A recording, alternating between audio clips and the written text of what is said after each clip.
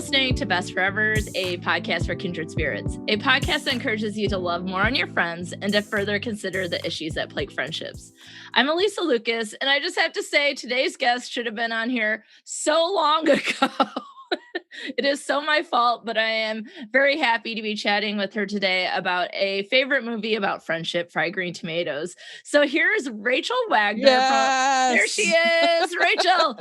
Okay, so let's see if I have the rundown. Please add in Hallmarkies podcast, Francast. I know there's other ones I'm missing. Rachel's Reviews, YouTube. What don't you do? It's madness. Yeah, I mean, you basically covered pretty much everything. I am a film critic, and also have my my podcasts all over the place, and I just have a great time. It's really fun. Yeah, and at some point, Rachel asked me to come join for the Hallmarkies podcast to talk about Christmas movies, where I discovered one of my favorite Christmas movies ever, which had a cookie crawl and something that I really want to happen in my life. And I believe that movie should have been called Cookie Crawl, but it was called Christmas Joy. Is that correct? Yes, that's correct. Okay, hey, yeah. I remembered something. But so Rachel and I have been recording an On Friendship series for her Hallmarkies podcast, so she asked me to be on there, and we do it once a month. And I think we've been doing it for a year and a half. Does that sound about right to you? It seems like longer than that, but but like in a good way, right? That's correct, in a good way. But yeah, I guess that's true. We've done 2 Christmases. Yeah, we started in the summer of 2019. You're right. Yeah. Wow. Yeah. Our first movie was the 7-Year Hitch, which is yes, that's right. Very enjoyable. I love those good times. Which means if we've been doing that since the summer of 2019, that it seems offensive that your first episode on Best Forevers is February 2021.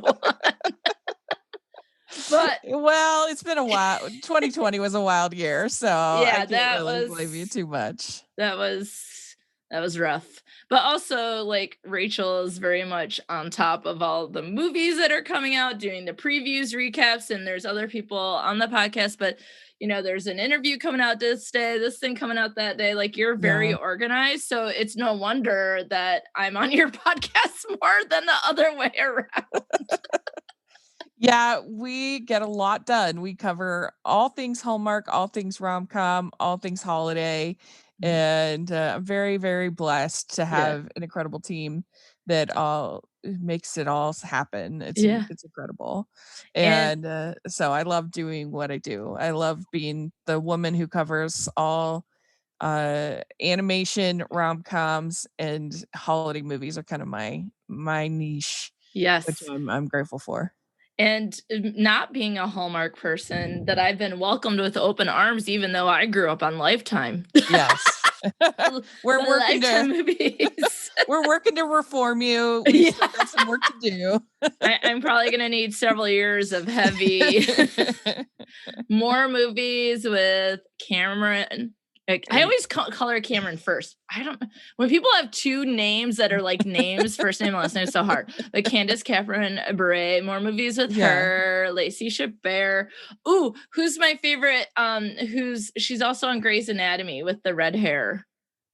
Oh, Sarah Drew. Sarah Drew, yeah. Yes. Yeah, she is the best. More of her, please. Yeah.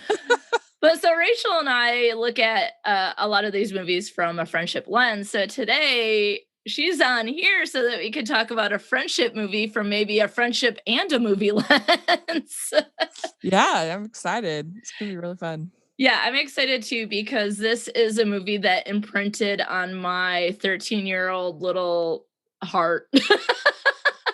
And that is Fried Green Tomatoes. And I have to ask you this first before I describe the movie. Rachel, do you remember when you see movies, do you remember like which theater you saw it at, like who you saw it with, any of that kind of stuff? Does that play a role in, or have you just seen so many movies you can't keep track? Usually I do have a pretty good memory. And so I think I have a pretty good track record, I think, of remembering, especially if it's a movie that I like, Yeah. then I will, most likely kind of remember, or if there's something else memorable about it. I mean, I think I pretty much remember all the, Disney movies that I've seen, Yes, yes. and 'cause there's just something special about a Disney animated film. Mhm. It's something you look forward to all year long. Yeah.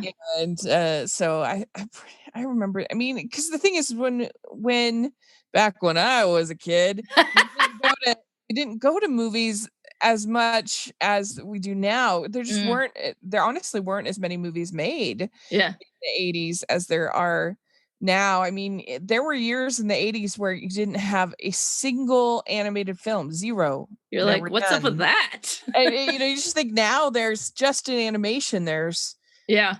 released every year, so it's just a different experience. But yeah, I mean, especially I have very fond memories of going to see Beauty and the Beast Mhm. Yes. And Lion King and Little Mermaid Mhm. and all these things. There was this old theater in Salt Lake, Mhm. called the Villa, that had a balcony, Ooh. and yeah, very fancy. Yes. It's kind of depressing and sad now because they Yeah. sell rugs in there. I Oh, the know, it's worst. very sad. If I was rich, which I'm not, so people start listening to my Yeah, podcast, start maybe. sponsoring, Patreon, get it Yeah, all that's going. right. But if I was rich, I would restore the Villa Theater and stop it from selling rugs But and get it we back would we to its I'm sure you glory. would ask them for help with putting rugs into Yeah, that. maybe we can make a deal. We can make a Well, deal. you brought up the villa. That reminds me. So in my family, we movies were really big. I remember going on Saturdays to see movies, and we had one near a place called Frandor. So if you're a Lansing, East Lansing, Michigan person, then you're familiar with Frandor, which has the absolute worst parking lot in the history of parking lots. But in the corner of it was the Odeon, and it would have these like long, like velvet curtains, and it was beautiful. And then of course I think there's a gas station there now. I'm actually not really sure. It's Mhm. near a Red Lobster. They moved it into part of Frandor, and it was never the same. But we went to movies a lot. And then me and my two brothers all worked at the same movie theater. So I remember going to see movies, and I remember which theater we saw it in, and not only that, what house. So that's what the little theaters are called inside the building. So there's house one, two, three, etc. Oh, like, auditorium the Yes, auditorium. exactly, Yeah. exactly. So I can sometimes be like, "Oh, yeah, I saw Yeah. Ghostbusters and House 5 at Elmwood Plaza 8 when I was 6." Like, I remember that. And so this one, I went for Fried Green Tomatoes, I went with my mother and my brother Michael, and I remember us going to see, I think it was opening weekend, and it might even been on Yeah. a Friday, so maybe it was like Friday off, but we saw it at AMC Outer Six, which is not the theater that we worked at. But I just remember as soon as the opening scene is this old car being pulled out of a dirty like lake or river. And I was Mhm. like, oh, yes, I'm into this already. Yeah. Lifetime had already taken my world over as a tween, right? So I'm like, oh, this doesn't look good. Yep. So this is something, and when Cicely Tyson, who recently passed away, I texted my brother and said, gosh, the first time I ever knew who Cicely Tyson was, which is probably my age and in the movies that she's been in and that sort of thing. Like I might have been too young for some of the other movies. Mhm. That was the first time I was introduced to Cicely Tyson. And Mhm. so I messaged him as like, oh, do you remember going to see that? And he was like, yeah, some of it was awkward sitting next to mom, but yeah, I remember going to see it. So, for those of you who Uh, haven't seen it, there's gonna be some spoilers here, but it came out in 1991, so catch mhm. up. Get with it and watch it. Yeah, I think I'd maybe seen Sounder with Cicely Tyson. Mhm. I mean, I think I might have seen this when I was in college, which would have Yeah. been later. I started college in '98. Mhm. So I don't think I saw it when I was a child, when Yeah. it first came out, because, I my parents weren't big movie people, Mhm. and still aren't to this day. And so a Where lot of did this you stuff, come from I then? know it's bizarre, but I watched a lot of Disney Mhm. Disney movies, animation, and then also what I would call sort of sleepover movies. Um, Yes. like your I don't know, things like Girls Just Want to Have Fun and The Cutting Yes. Edge and um what's it called? The one with the horse diver. Oh, I love that movie. I think of the name all of a sudden. Broken Hearts can or Yes. oh crap, what is it? Oh, I love that movie so much. Oh my god. Okay.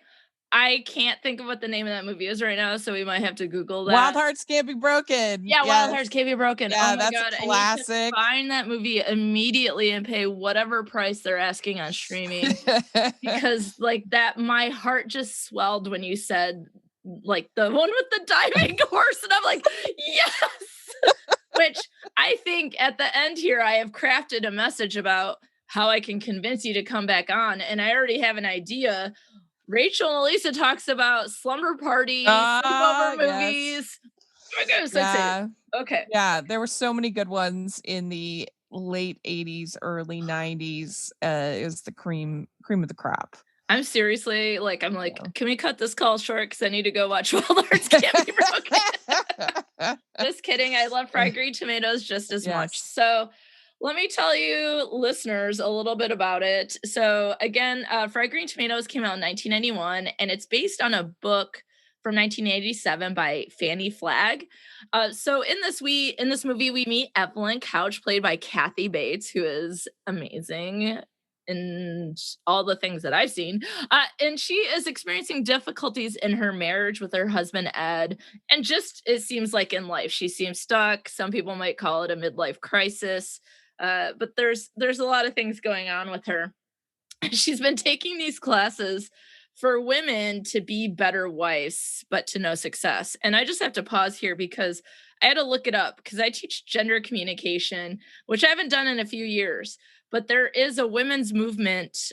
So the second women's movement, which is like mainly like the white liberal feminism of like the 60s and 70s and such. And one of the backlashes or the counter sort of movements. There's one called Total Women Movement, and the other one is Fascinating Womanhood Movement. So I had to look it up because that's one of the things that they would do is they take classes about being better wives. And in this movie, it goes a little bit further than that. They're like looking at their vagina. I was like, yeah, that's the part my brother thought was awkward sitting next to his mom. Oh, that makes sense. That makes Makes lots sense. of sense. So let's just say that Evelyn is doing, but she's doing a lot. Like she's doing the work to figure out her relationship, which I can appreciate, but I would not have attended those classes. I would have been like, peace out. No. And she has a friend there, and I can't think of what her name is right now. But maybe, encouraging her to do that kind of stuff that she doesn't seem comfortable with, like dressing up in the cellophane, like, saran wrap at the door without underwear on, but like the saran wrap, like that's the kind of things that they're saying is like, get your husband's attention. So that's sort of who Evelyn is. And so she accompanies her husband to visit his aunt who lives with dementia and she's in a home. But she is quickly kicked out of the aunt's room because the aunt doesn't like her or doesn't like anyone. It's not really clear. And she befriends Ninny Threadgood, who's played by Jessica Tandy. So there's this woman who's in the home, and over the visits to the home, Evelyn and Ninny become friends through the stories that Ninny tells. And she focuses on her experiences with the Threadgood family, which she tells Evelyn that she's married into, that she married Cleo Threadgood, one of the sons. But what she does is focus on Iggy, who appears to be the youngest of all the children, and that is played by Mary Stuart Masterson. And the stories also focus on her friendship with Ruth, played by Mary Louise Parker. So the stories begin with those two meeting, help each other through struggles in life, like Ruth gets married and her husband is abusive. then through the birth of Ruth's child, opening the Whistle Stop Cafe together, the disappearance of Ruth's husband, Frank Bennett, and Ruth's cancer. So Evelyn and Ninny, through these meetings and stories, I think what happens is these stories really rejuvenate or inspire Evelyn to work on herself and improve her life. So that's sort of the description of the movie. How did I do? Because there's a lot of characters. We have 2 different time frames, and one of those time frames goes over many years. Yeah, and I feel like this is I don't know if it's enough to say it's a trend, but I feel like there was this during this time you got your Still Magnolias, you had your Yes. Beaches, you had Oh, this like these sort of sentimental mhm. female friendship kind of stories. It's about time. No, Yeah. and we need more, and we need more about men's friendships. We just need more stories about friendship. But that's a really good point that I hadn't thought of. That's what you get, friends, when you invite a movie critic on your podcast. You get good movie information. But Yeah, because what was Beaches was 1988, Still Magnolias 1989. this Uh 91. Yeah, 91. I mean, yeah, and there are no you have Thelma and Louise, you have Terms of Yes. Endearment. There are quite a few of these kind of movies about women and uh their kind of friendships, and they usually involve some kind of cancer. Oh no. Which is like, come on. It's like, I think you would be able to relate to this, Rachel. It's kind of like how in Disney moms always get killed Yeah, off. I Like, know. what? Yeah. Rude. There's always somebody that ends up having to care for the other's child. Yeah. Oh my goodness. Well, one of the things that makes me think about though is when you hear sort of those movies, the ones that really stick out to me as being a little bit more at that time forward thinking in terms of, I guess the way I describe fried green tomatoes, it's 3 F's and not F like failing. I thought it's funny, like there's so many good lines in it, and I think that's because Fanny Flagg was a comedian or wrote a lot of comedy. It has the friendship obviously, but it was Mhm, also feminist, right? Like, so I think you could see mhm, that in the story writing, like you have these characters who are a little bit different than what we're used to. And the other movie I think of is Thelma and Louise, mhm, obviously, because they're like, all mhm. right, we're gonna drive off a cliff together, and that is Yeah. exactly. But let me ask you, okay, so this is a rewatch. You said the last time you saw it was probably in college. What were your initial thoughts of the rewatch? So I have to admit, like in the middle, I was kind of struggling a little bit. I was just Hmm. kind of it was a little plotting for me. Hmm. Then I felt like it kind of came around, and by the end, I was invested and engaged, and I thought it ended really well. And I think the performances are all really good, and that helps a lot to be invested. I mean, it's hard because you're on one hand, I say they should probably cut out a good 25 minutes of this movie, Oh, that's a good but point. Yeah. but, but on the other hand, it's already feels kind of crowded, and so how can you Yeah. cut anything out when you're trying to tell all of these women's stories? But, I mean, I guess when you have sort of the shenanigans going on with Kathy Bates' character, and Yeah. then you have kind of sort of shenanigans going on with the past, the flashbacks, it Hmm. maybe feels a little repetitive, Mm. but overall, I enjoyed it, and like I said, I think the performance is really strong, I think it's well made, and, I think it really kind of wrapped up very nicely, and so by Yeah. the end, I felt pretty good about it. Yeah, I think those are all really good points. Like, there's so much they're covering that when you were saying that, I immediately thought, you know what this would be great as? A Netflix extended series. Mhm, yeah, I think so. I think so. Netflix, get Yeah, on it. But I I could think, see that with, like, a sort of Sweet Magnolias or Virgin River kind of yes, people would love it. vibe to it. Yeah, and I think we can get at a number of issues that are still prevalent today because in Fanny Flagg's book and also the movie, there are a lot of issues related to Yeah, gender and race yeah. and all sorts of things. So I think like it's still in some ways a lot of it still rang true in some way, like it holds up in some ways because maybe we haven't come as far as we hoped. Um, Yeah. but I do agree, like there's so much going on. But then there's other parts where I'm like, well, that went fast. I'm like, hey, wait, Ruth has cancer? Wait, what? Wait, Yeah. oh, bye, Ruth. And I thought she was a great character. And there's this Mhm. just beautiful scene between her and Iggy and the cafe that they open where they get sort of in a food fight and they're throwing flour at each other and Yeah. just like the laughing where you can't stop laughing. And I love that scene so much. But maybe I'm moving too far ahead, but I would Yeah. agree the performances are very strong. There's some things that might be too long and some things that felt too short. But overall, I would but say like, the sort of section about with the with the angry husband, maybe that's the part that maybe drags a little bit for me. yeah, and that's one of the things that's like what it's sort of based on. Like, what does that story look like if they take out the fact that Frank Bennett was disappeared and murdered, right? Like, so, and does that mean we can focus on other things that might be more important? Yeah, I was way more interested in the women's relationships than this kind of, I don't know, courtroom Amen. courtroom drama kind of portion. Although there was some funny parts to it. And one of the Yeah. things is that that Ruth is on the stand and the defense asked her, or was it the prosecution? It was the prosecution asked her, like, why would you go with Iggy? Because she's the Yeah. best friend I've ever had and I love her. And I Yeah. was like, yes, let them know. Yeah, that was nice, and the, I did not see the cannibalism coming, that was shocking.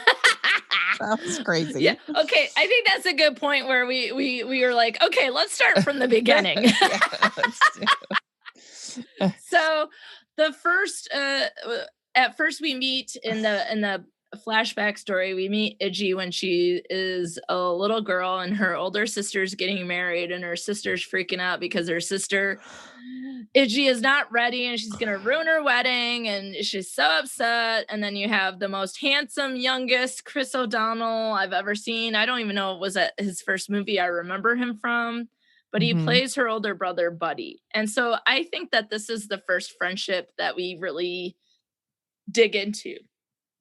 So I wanted to talk a little bit about them. So I do think that siblings can be friends. I call them sibling ships. And Uh-huh. so you have Buddy, who is the one sent out to get Iggy out of the tree because she doesn't want to wear the dress and she's been made fun of by the other brother. And her sister's freaking out about the wedding and she just doesn't want to be a part of it at all. She doesn't want to wear the dress. She wants to sit in her tree and everyone else can suck it. But it is Buddy who sort of coaxes her out of the tree. And then what I love is that they have her wear this dress and she doesn't want anything to do with it. But then when Buddy finally coaxes her out of the tree, she is at the wedding in the way that she feels most comfortable, which is in this gold little suit outfit that is so cute on her. and and then she feels like to me it feels like she feels like herself. So what did you think about the relationship between Buddy and Iggy? It was very sweet, and, I think that most people, can relate to that on some level, whether it's your, brother or maybe an uncle or some kind of, uh, a babysitter or just somebody like that that's sort of Hmm. your that you admire when you're a kid and that you know, feel like you feel very grown up because they seem to like you Hmm. and that, they seem to take you seriously as a person. Hmm. I think that means a lot to a lot of kids growing up is when you have that adult who's like, "I really am interested in what you have Yeah. to say." Yeah, especially with like the age difference between the two, he could easily be like, whatever, you know what I Yeah. mean? And a lot of that can happen and probably does happen, but sibling ships or relationships between siblings are the longest relationships that last because you're with each other around each other's birth time to the end of life. And I believe that Buddy lets Iggy be who she is, that he understands her and he never discourages her. And so I think like, yeah, he shows that respect and treats her in a way that's not like a little baby or like that she's doing something wrong or that, whatever the case is. And so I think that he's a big brother, he's a friend, he's a mentor.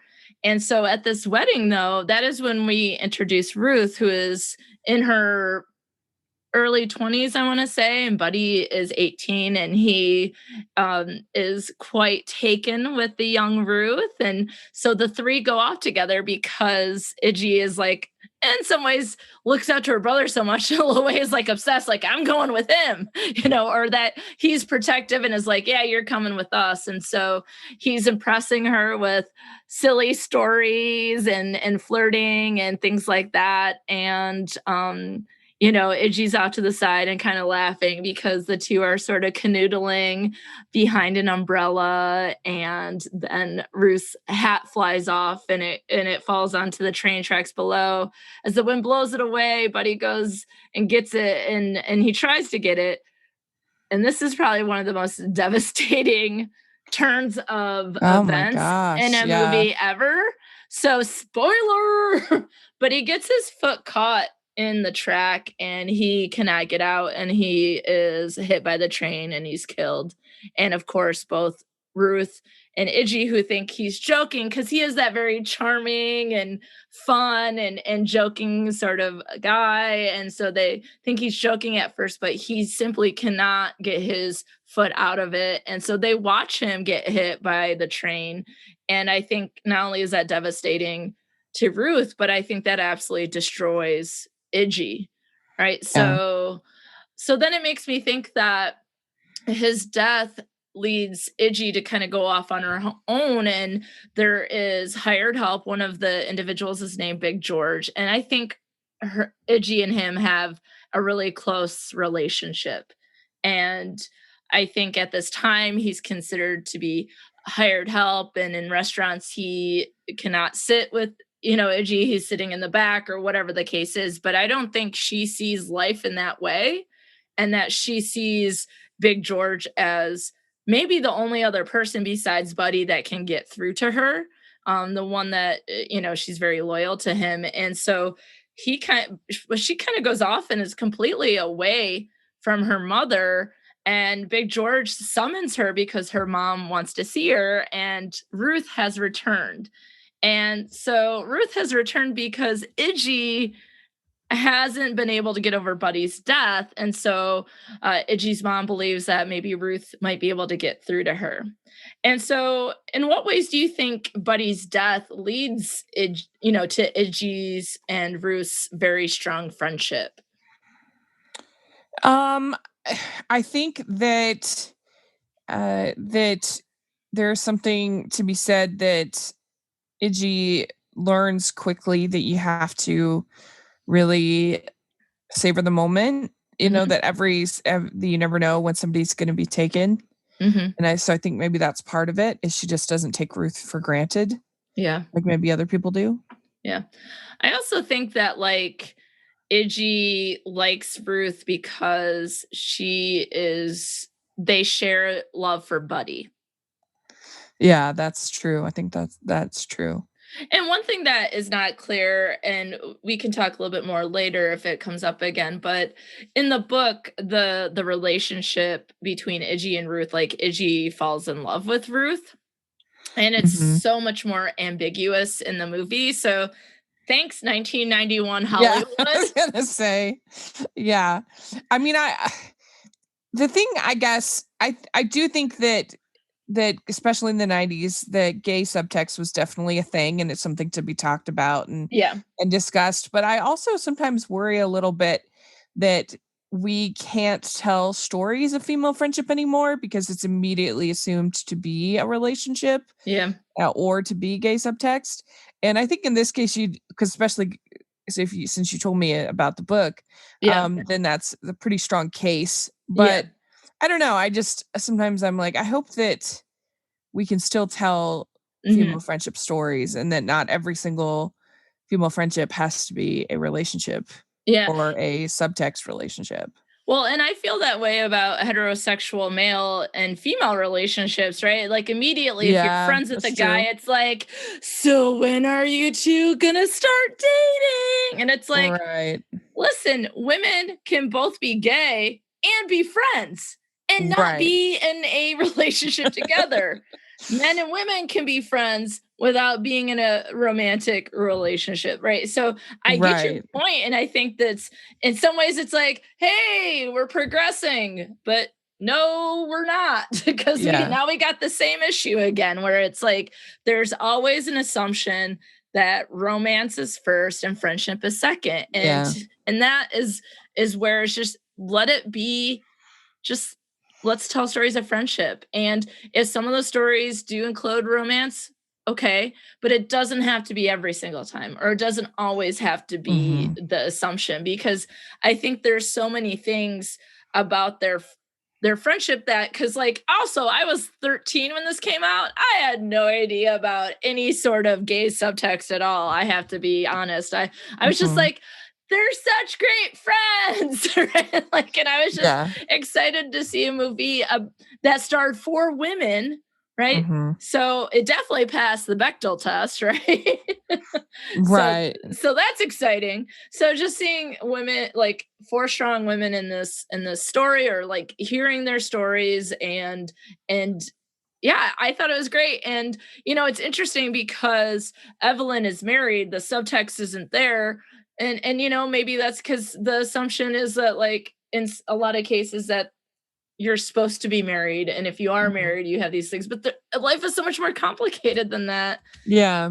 I It's don't like, know. there's a movie that I recommend, it's definitely a crier, Uh, called Paddleton. I don't know if you've okay. ever heard of it, No. but it would actually be a good one for on friendship. It's very sad, but it's got, Mark Duplass and Ray Romano, and Hmm. they're friends and neighbors, and he finds out, one of them finds out that they have cancer, and so he decides that he wants to end his life, and Mm. he Hmm. he he requests that his friend help him Oh. Hmm. with this, go and get the medicine and the other Hmm. things. And anyway, it is very, very sad, but it's also very very touching and sweet. And I was just kind of glad that they just kept it as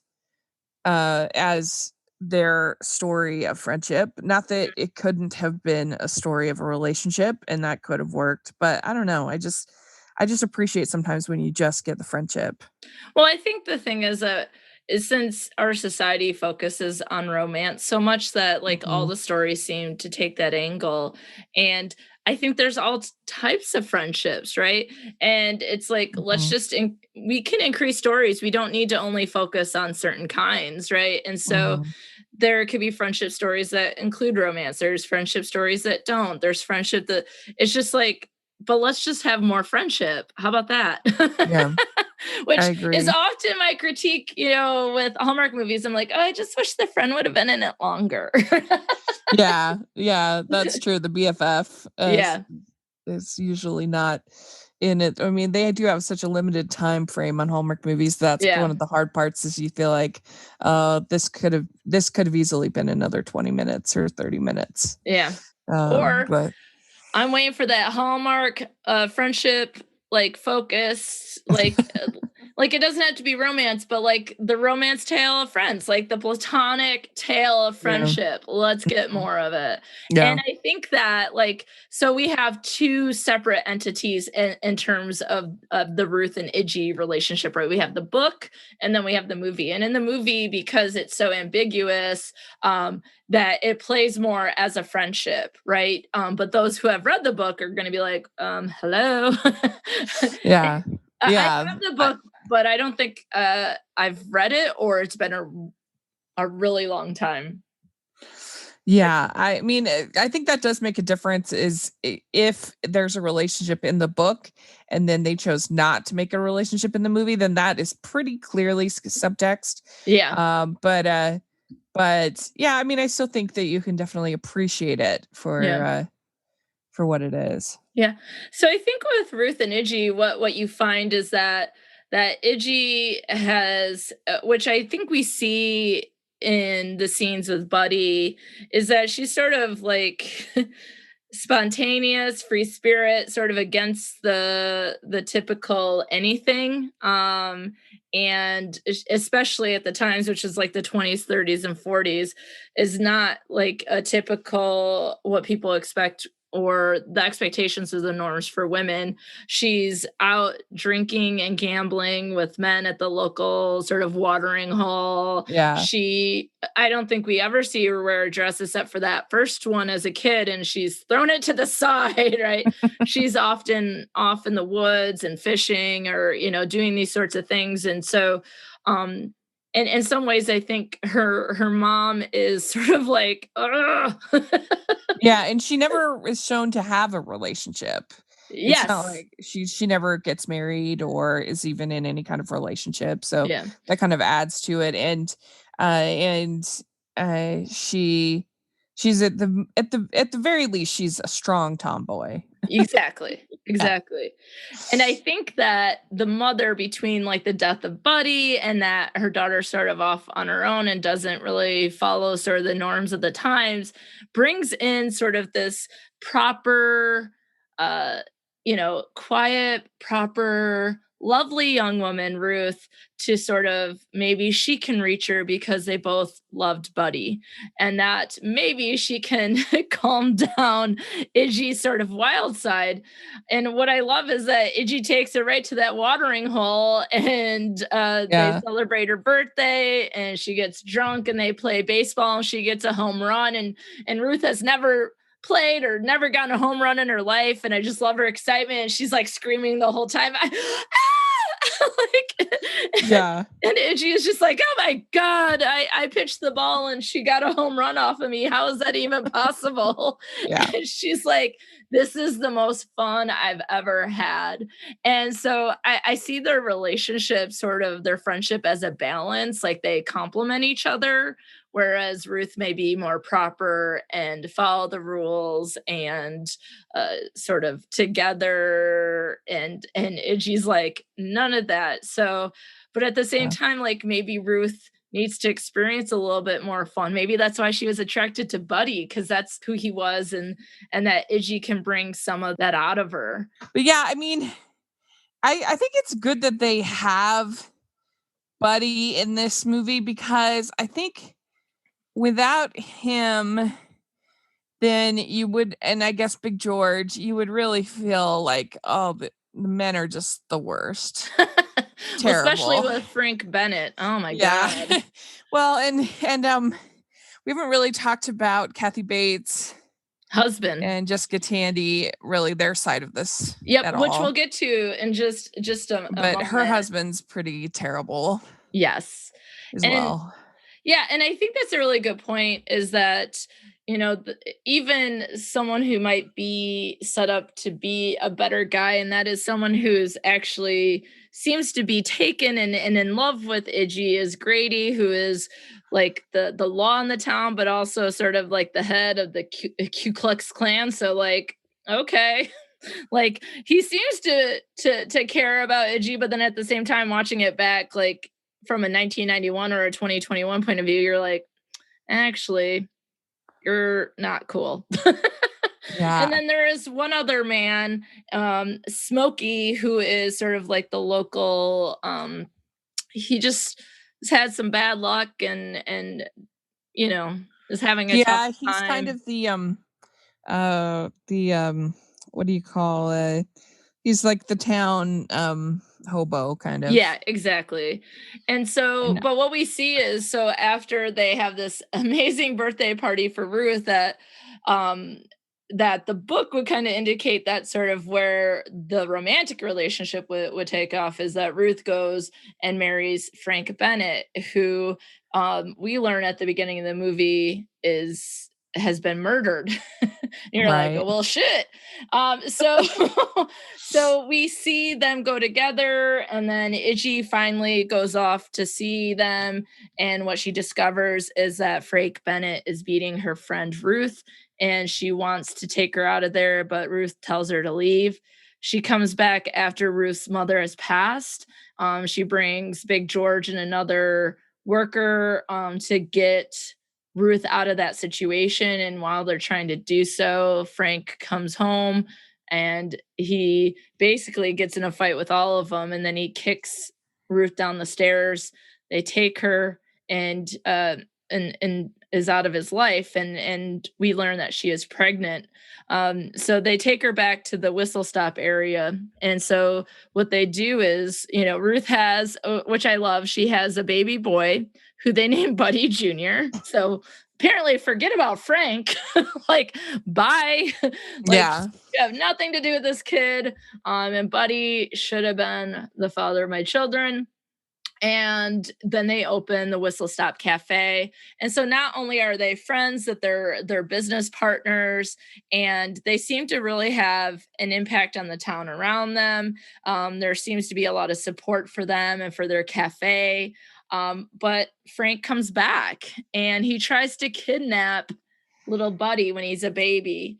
And that is when we see a scene where we see Smokey go after Frank and say, "You're not going to take Ruth's baby." So there seems to just be like this community spirit, like of watching out for each other. Um, Yeah. and Frank, sort of beats up Smokey and he's on the ground. And then we hear this like clanking noise or whatever you want to call it. But Frank is hit on the back of the head and we don't know who has done it, but he is dead. And so we learn about this later, but there's also sort of that, and this is sort of the part you're like, what would this story be like if we didn't have this part, of Wait, the didn't story? didn't we see Sipsy in that scene? No, they learn later through the stories. It's one of Jessica. Oh, Yeah, it's one of Ninny's last stories to Evelyn. And so, yeah, Sipsy ends up doing it, hired cook, yeah. and Big George's mother, another like helped with the baby, helped with Ruth when Ruth was sick. Buddy Jr. loses his arm and they're all there together. I feel like Big George is at everything. Like he's carrying Iggy Mhm. out when Buddy Sr. gets hit by the train. And in this situation, he's getting Buddy Jr. out of there. The kid loses his arm, and Iggy, of course, calls him Stump and helps him sort of deal with bullies or that he can't play like everyone else. And so there's a great sort of Mhm. relationship there. And that's when Ruth gets cancer and she passes away so quickly. Like it's literally feels like one or two scenes. And she ends up dying when she's 36. So about 15 or so years after Buddy had passed away and Iggy and Ruth met. So you see like this whole like from kid through their entire relationship, and you see them. I think a lot of it though you see is that Iggy does a lot to take care of Ruth and to protect her from her Oh. husband. Um, Big George and Iggy have to go on trial. The local minister lies, swears on a copy of Moby Dick instead of the Bible, and the judge declares it an accidental death, and so that takes care of that. But we learn later that it was Sipsy who hits him in the back with the frying Yeah. pan, and Well, when she's telling that main part of the yeah. story, that's why I was confused a little bit, but yeah, when she's telling them, then we see her, Hmm. and, uh, yeah, and he had just a few minutes before, he had punched her, Yeah. Sipsy, Yeah. So Frank has so gone in to kidnap the baby. He has a long gun. His Ku Klux Klan group have come and threatened sort of like the Whistle Shop Cafe. And so like it does come down to like he was trying to steal the baby. And he was like hitting everyone and like he's threatening because he has the gun. And Sipsy's like, not today, sir. yeah, but I guess I missed that the sheriff was in the Ku Klux Klan, I didn't see that. The Oh, Grady. I did some reading up on it. Like he's a like because she jokes with Grady, like, if you're gonna do this, you could be sure to change your shoes. I can tell those 14 clodhoppers from anywhere. So she Uh, insinuates that he is in the Ku Klux Klan. And we know Oh, I missed that. and we know that Frank is because he's wearing the robes. Obviously, Yeah. yeah. So and takes Big George and so there's a lot of this threatening that's happening and so I think that the expectation that Frank was going to steal the baby was potential and then Sipsy hits him with the frying pan and but we don't know until the end like was it because at a certain point and she does threaten his life if you ever touch her again I'm gonna kill you, you know, or did Big George do it, did someone else do it, like there it's never really clear until Ninny tells Evelyn. And so I love to talk about the Evelyn and Ninny friendship, which I think is amazing. I love this idea that you know, Kathy Bates' character just kind of goes to the waiting room and this lady just starts talking to her. And it's like, you know what? It's visitors day and no one's here to see me. So I'm going to talk your ear off. And so, what do you think about Evelyn and Ninny? Yeah, so I don't know, I liked them a lot. I thought that they had a really nice chemistry together, and Hmm. I think it's very easy to relate with Evelyn's character especially. Hmm.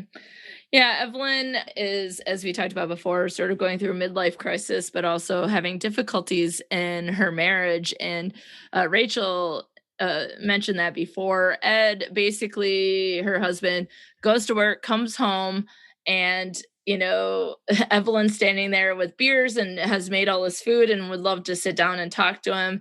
And he just picks up the beer and the food and then he goes and he watches baseball as if like they have no relationship other than that she feeds him. And I think it's really devastating to her is that the main person in her life is Ed, and like he doesn't seem to be responding to any of the things that she's trying to do to help their relationship. And one of the things that I always get frustrated with is especially in our society is that there is an expectation that women should manage and maintain relationships and then if a relationship ends it's because the woman didn't do enough. There were headers like Angelina Jolie and Brad Pitt split if only Angelina Jolie did more and it's like well what did Brad Pitt do right, you know, like Yeah. and so it's really frustrating that she's done all these things and in this example he does nothing and is actually very dismissive to or negative or talking down about any of the things that she tries to do and she's basically like I'm trying to save our marriage and he's like upset with her because she wants to talk about things instead of baseball that she wants to go somewhere well you know, I don't want to do that. Like, and so that's really frustrating. So I think like what you find is that she doesn't really have anyone to talk to. And those, the friend that she has in the women's group that she goes to is not something that seems to work for her or fit for her. So it doesn't seem like she has anyone really to talk to and she overeats because of all the things going on in life and she just seems really down and sad and then it's through Ninny where she starts to sort of challenge her way of thinking about herself and her situation and making some changes and so you can see like at one point she's taking the groceries out to her car and this kid maybe like a teenager early 20s runs into her and he basically is like move you fat cow or something like that and she just goes after him why are you so mean to me why are you being so mean and he like calls her a bitch and he swears at her he does all this stuff and I think like she starts to go okay that's maybe one of the things that I was fearful of is this these sorts of things and I'm not going to take that anymore and there seems to be like a lot of a-holes in her life. Yeah, Right. I know. But also I think there's something to the fact that at least for certain personalities, you really crave mentors and a mentoring relationship. You Hmm. crave and I having somebody that you can go to for advice and somebody that will just listen and let you kind of let you talk and or will just have really interesting stories or just a mentor kind of a relationship and I know not everybody needs that, but I definitely Yeah. think there's certain personalities, and me included, that's something Yeah. that you really benefit from, and I think that she's that way. Yeah, I think like that Ninny also, I think, is craving some level of connection. Mhm. And she does that through telling the stories, but that because of her experiences or what she's observed through Iggy and Ruth and the Threadgood family, that she is passing along this wisdom that Evelyn, it seems like she needs it right then to like. So one of the things that happens in this movie, and one of the reasons why that people remember it, or the one part that they'll remember, is that when Iggy sort of takes control of things. She sees herself sort of like as this powerful woman. And so, like, when they face Frank Bennett and they get Ruth out of there as they're driving away, you can hear her go, Tawanda! Yeah, yeah. which I love. And so then you start to see that like Evelyn starts to bring that into her life as well. And like, so there's parts when so there's one part she's in a parking lot, takes her a real long time to find a parking spot. Finally, she finds one. She does what everyone's supposed to do. She turns on her turn signal to indicate this is my spot. When she goes to turn into it, these younger women like pull into the spot, and she's like frustrated, and she says to them, like, I've been waiting for that spot. And one of the girls is like, face it, lady, we're younger and faster. And that really sets Evelyn off. And so she basically hits their car, what, like 3 or 5 times? And the whole time she's yelling, Tawanda! And the girls come out and they're like, what are you doing? And she's like, face it, girls, I'm older and I have more insurance. That's right. Yeah. And Yeah. I think, like, although, like, I mean, I don't think I'd ever, like, purposely hit someone else's car. I think it's a moment of, like, she feels like she's, taking control, or that she can, sort of, what's the word I'm looking for? Like, take on Iggy's power. She feels empowered and to sort of take control of her life.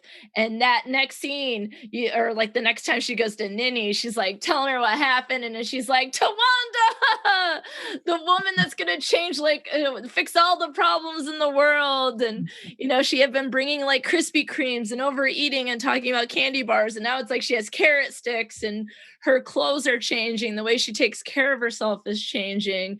And there's something really powerful in the stories. And I think that you make an excellent point about mentorship, that don't we learn a lot from other people's experience, right? And I think that is what's happening there. And what's even more powerful, or what I think is really cool, is that they have a friendship despite their age difference. And so Mhm. often we're like, oh, that person's old, right? And it's sort of like, once you're an adult, in terms of friendship, age shouldn't matter. Right. I agree. Some of my I mean, my both of my grandmas were two of my best friends, Hmm. and my one of my grandpas. Hmm. That they were that sort of that continual mentor Hmm. through my whole life. I lost both of my grandmas in 2018, Hmm. and I've definitely missed Yeah. having that influence, having that person that I could kind of just talk to and just know that they had sort of unconditional love for me. Yeah. And not that obviously my parents have that as Yeah. well, Yeah. but it's just not quite the same Yeah. as talking to somebody that's so that's that has was around in World War II, and you know Yeah. what I mean, like had just lived such a life, and getting their advice, and it's just something special about that. Yeah, I think it is really interesting, like in the case with like you and your grandmas and your grandpa, it's like you're also getting a sense of like family history. Yeah. And there's like a level of like how they lived life, or how they survived different aspects of life. And I think we can always think that our life is, I mean, life is hard. I mean, trust, we just went through 2020. Like, I mean, Yeah. and 2021 it hasn't really necessarily shaped up to be much better so far, but it's got a few more months to prove me wrong. But this idea that like I think sometimes we look to ourselves in the world we're in and think about the problems we have, and that hearing problems like in a historical context can help translate ideas or translate this wisdom that is passed down, and it translates like this generational sort of spirit, knowledge, Yeah. experience, and there's something really neat about that because yeah, Nini is talking about the 20s, 30s, and 40s, and now it's like the late 80s, early 90s, and how has the world changed? I mean, certainly when I teach my gender communication class, the women's movements change over that time alone, right? And Yeah. so what does it mean to be a woman in the 20s, 30s, 40s, 80s, 90s? What does life mean in the 20s, 30s, and 40s, 80s, and 90s, right? Like, Mhm. is this what Evelyn's life is supposed to be? Watching her husband Yeah. watch baseball and not having a partner. Well, And and that can be something that's kind of frustrating for me mhm, as somebody who was a teen in the 90s. Like I just feel like everything that we kind of broke through and everything that we learned is not good enough for this new generation. You know, something mm, like Rent, which was so groundbreaking, you yeah, know, that it, and I'm not saying you can't and shouldn't uh criticize art and see it through new lens yeah. and but it sometimes it just feels like, well, nothing we ever did was good enough for you people. But then that's probably the same thing that boomers said about Generation X, Yeah, and I'm sure I that's think true. it passes on. And I think that the mistake that we can make as like, so I'm Gen X or at the very tail end of it, right? Um, and you're probably a millennial. Would that be accurate? Just barely. Just I'm the barely. very Okay. first year Okay. of a millennial, so Oh, I don't that's really. right. We're similar in age. Sorry, 81 I is was when it thinking you're just starts. you're younger and faster, and I thought I was older with more insurance. I think that the eras are too long because I feel like Yeah, I mean, being born in 81 is the first year of supposedly of yeah, millennials, but I feel like that just doesn't seem right. yeah. But Let's make our own, right? yeah, No, but the thing is, but I think the mistake that we can make is assuming that there's nothing that we can learn from the generations before us, or yeah, that there's nothing that we can learn from the generations behind us, right? And so I think that's what's cool about seeing friendships with different ages is because we can still connect as people. We can find a way to connect and bond and be close and be friends and chat and learn and all that without being within a year or even 5 years between each other. And what we see there is like a really important friendship for yeah. both of them. Like when she walks into her room and she thinks that she has died, like she just breaks down. And Yeah, that's a really good scene, and I think that, the Kathy Bates, showed what a great actress she is there because yeah, that was a very well done scene, yeah. and you really could feel that, and, and when she talks about, "Yeah, my friend was here," and that was one of the most emotional moments of the film, Yeah, and I think that hopefully, even if they aren't perfect and younger people will look at this and be like, "Oh, well, there was gay subtext and the yeah, racial stuff wasn't perfect and whatever." yeah, And that hopefully they can kind of see the good parts yeah. too. And like we were saying, and you know, there I think there's a lot of like we were talking about, you know, movies like The Joy Luck Club and Mhm. you know, just these movies that were really groundbreaking in their time Yeah. and really told women's stories. And Mhm. sure, they have flaws, but so do the movies today. All Yeah. movies have flaws. But yeah, I really liked that scene. And I appreciate too that Jessica Tandy's character, that she's just so like open and immediately willing to be friends with. She's a very extroverted person. Yeah. Uh, and I think that we all need those people. At least my hope as an extrovert, Yeah. that's my hope that we all need those I people. love that meme, and it's like introverts don't have friends, extroverts like friend nap them or something like Yeah. extrovert makes you friends. But what's interesting is that the reason why Ninny is in the home is because her friend Miss Cleo is sick. And so and I just love there's one scene, it's her birthday for Ninny, and Evelyn brings fried green tomatoes like they used to make in the Yeah. Whistle Stop Cafe, and you walk into this beautiful room that she has decorated with pictures of flowers and there's plants everywhere. And it's just like a very cool space that she's created for herself so that Mhm. she can be there for her friend Cleo. And then we Yeah. see the scene where the woman's like tearing down these pictures of flowers, and Evelyn comes in and the nurse says like she died, and she's like, "Oh my gosh," she's like, "This was my friend. Can you even wait a day before you take these things away?" And that also reminds me that like friendship to people, like this person can mean everything to one person and the other Mhm. person can see them as a patient, or she's Right. just told to go in there and clean out the room. And so kind of missing like this is a really important moment right now and a very devastating moment. But then Yeah. another nurse comes in and it's like, no, Ninny's fine, Miss Cleo died. And then Evelyn is Yeah. like laughing, Miss Cleo died. And again, it's that point of like, she doesn't know Miss Cleo, but Ninny is now like this really Alive, important yeah. person to her. Right. And she leaves the home. And what we've discovered in the movie is that Ninny has no home to go to. She says to her, like, "Hey, someone's stolen my home." Yeah, they literally tore it down because it got condemned. Yeah, she's And like, "Someone stole my home." And so they have this really important conversation, and Evelyn wants to bring her home. And we've already seen Evelyn is changing herself, but also changing the home. She's knocked out walls. And I don't think necessarily she started doing that with the purpose of Ninny coming to live with them, but that's what ends up happening.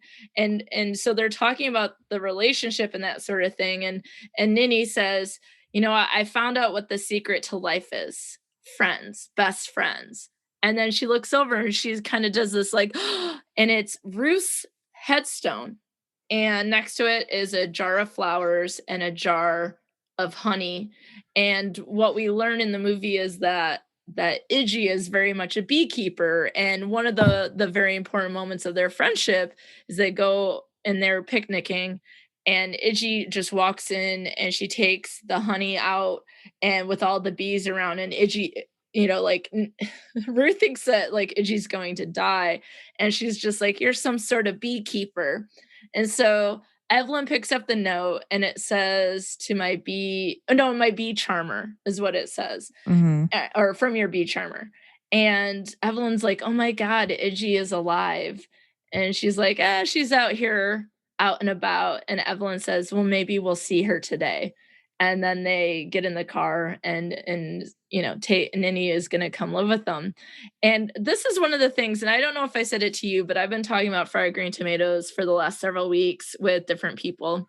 And I always wondered, is Ninny actually Ninny or is she Iggy?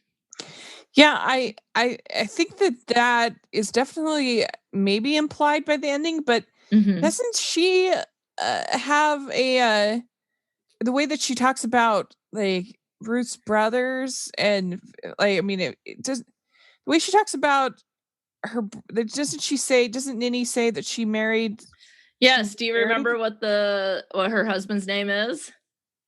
Cleo, and her friend who's there is also Cleo. Oh. And so I looked it up because I was like, "Yeah, it's implied, but I want an answer." So in the book, they are two different characters. In the movie, Ninny is Iggy. And I think that I love that ending. I've always assumed that they were the same person, even though the book has them as two different characters. Uh, And there's something about it that I just love, that like she tells the tales, but not in a way that's like bragging or here's my life story. It's sort of like, let me tell you about the thread goods. And then Evelyn learns so much, and there she does. She can see Iggy in the new room that she's created in her home every single day. And yeah. it takes that friendship out of like the story to real life, and it's not just these stories that helped her, it's the actual woman who helped her. And I don't know, I really like the end, and I just go, the two of them can go out driving around being like, Tawanda. At Yeah, least it's that's what very I hope. it's a sweet ending. Yeah, I wondered about that, but I was just kinda like, I felt like they talked about Ninny's life and that it didn't match up with Iggy's life, but maybe it did if you think of it more creatively. I don't know. Yeah. Yeah. Now it's like those of you who are like, oh, I haven't seen this movie in a while. Like, look for the clues. And I just think like myself seeing it the first time, I also thought she was Iggy and just like not saying that she was Right. because of like the way she dressed and acted seemed similar to Iggy in a lot of ways. Like I thought, like that's what I imagined Iggy would be like as as an elderly woman. And then like, how's the honey there if Ninny is there? And like Iggy and Ninny were both there at the same time, and they're like in their 80s. Like how? Tell me. Yeah. Not you specifically. I'm just saying that in Right. general. Like you don't have to prove it. I just love that that was sort of confirmed because that's how I always wanted it to be. Maybe Yeah. it's just because I love Iggy so much. I think Mary Stuart Masterson is really great in the role. Mhm. Yeah, yeah, which side do you like better? Do you like the modern side or the flashback side? I like both. That's a really great question.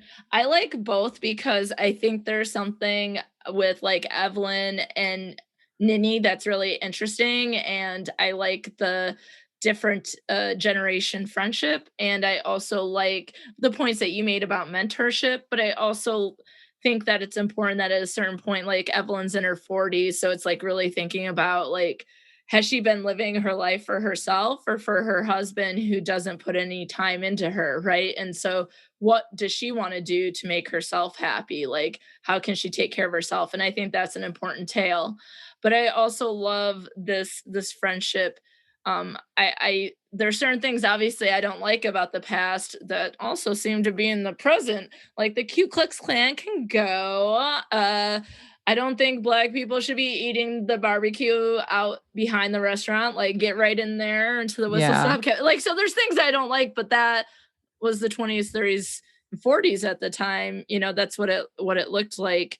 But there is something about like at that time that two women were friends and they were business partners, and I, I liked both. What about you? Which one did you enjoy more? I think I liked the modern better. I Hmm. I sometimes I found the just in pacing and I don't know, I just found I liked Evelyn's journey. I think it was a little more unique and a little Yeah. more so now we don't see that every day. Yeah.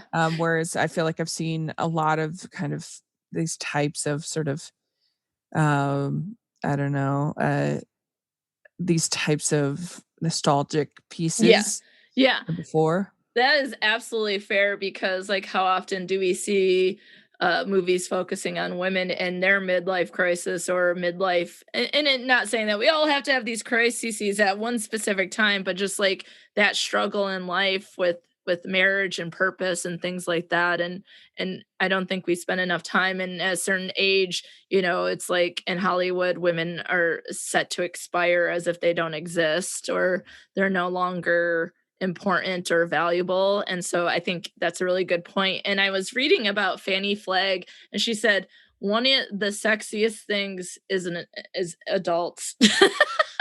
Mhm. Like just being like, just like we focus too much on the younger, and no offense to younger folks who are listening, but like that society, it's all about, you know, thin and pretty and young and you know those sorts of things, always having a newer version of something. And she said that she liked that, you know, adults and focusing on women, and I think that is exactly what she did with Evelyn and Ninny. So you might convince me. I'll keep trying.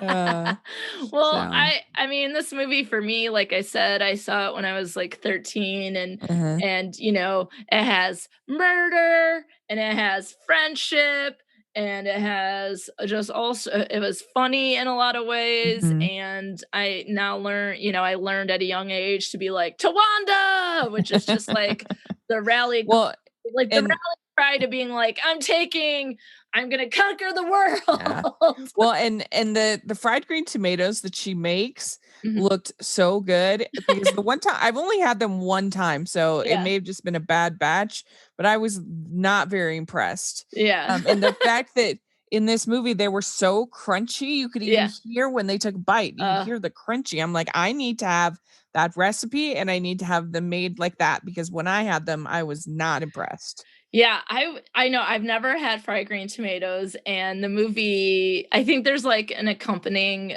like recipe book with the book and that sort of thing. And I would love to make fried green tomatoes, but I wonder what the 2021 version is. Is it like air fryer fried green tomatoes? Yeah, probably. Or like gluten-free flour or something Well, like my that. mom would need that, but I would definitely want to try them because I love food. And you know, besides the secret of life is friends, I also think it's delicious food.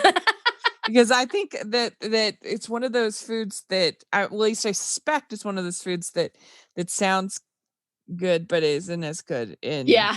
real life. Probably not, I mean, but I think that's true also for you know, when she eats the honeycomb.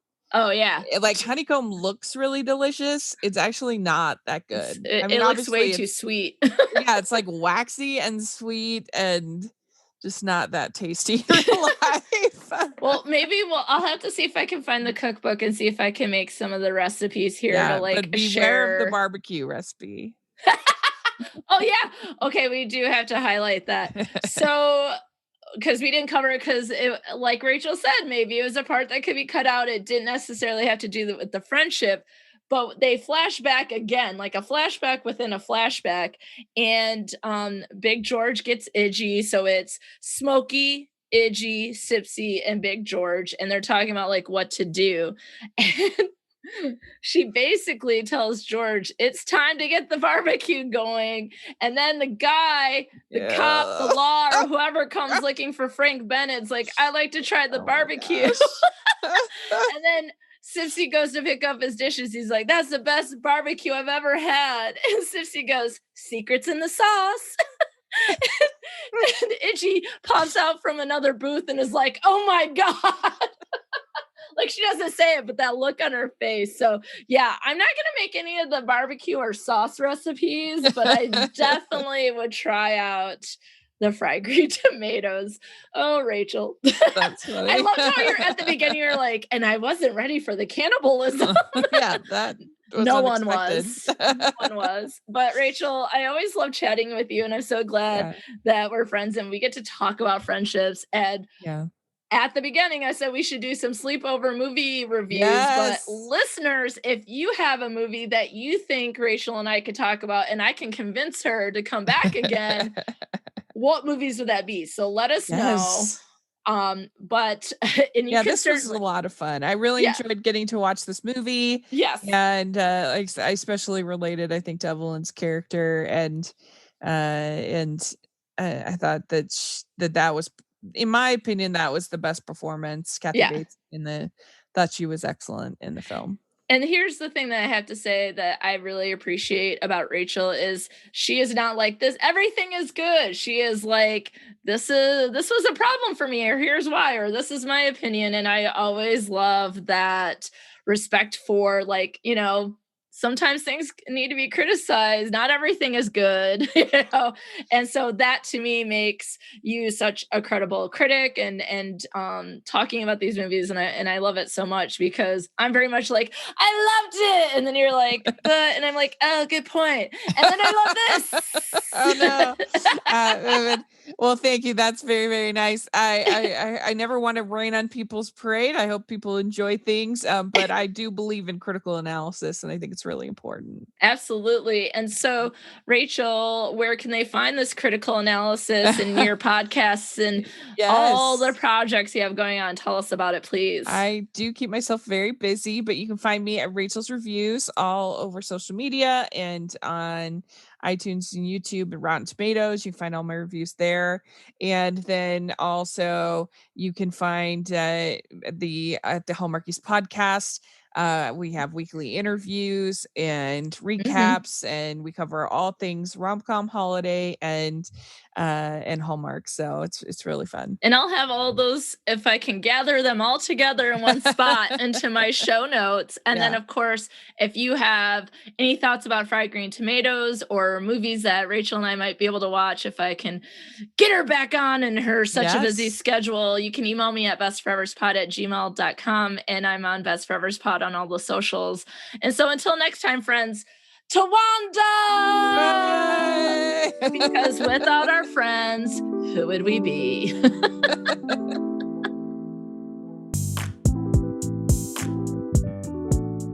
Thanks for listening to Best Forevers. If you like what you hear, be sure to subscribe, rate, review, and of course, share with a friend. Please be sure to follow Best Forevers on Facebook, Twitter, and Instagram at Best Forevers Pod, and I'm at Dr. Alysa Lucas on Twitter. You can always find the podcast webpage for more information at bestforeverspod.com, and share your stories of friendship by emailing me at bestforeverspod@gmail.com. And if you'd like to support the movement to love on our friends more, check out the podcast on patreon.com/bestforeverspod. Now, friends, check out this recommended podcast that you must get in your ear holes immediately.